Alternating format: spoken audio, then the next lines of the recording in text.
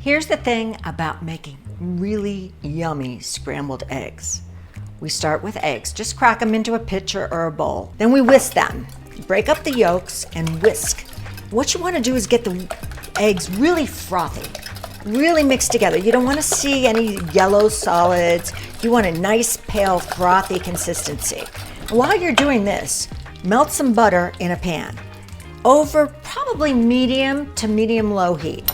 Keep mixing and mixing and mixing, and here's where we add a little bit of cream or half and half or milk, whatever your preference is. Again, we mix, mix, mix, mix, mix, mix, mix, bubbly eggs into bubbly butter. We can season them here with a little bit of salt, a little pinch of salt, a little bit of pepper, and here we go into the pan, just a little sizzle. We're gonna immediately turn down the heat to low. Then we're gonna take our spoon and just very slowly mix these eggs together. Little bitty swirls of eggs. So the more you stir, the more you're combining the little curds. And they make them nice and soft and fluffy. Just when they start to pull away from the pan, we're gonna add a little bit of sour cream. Don't tell.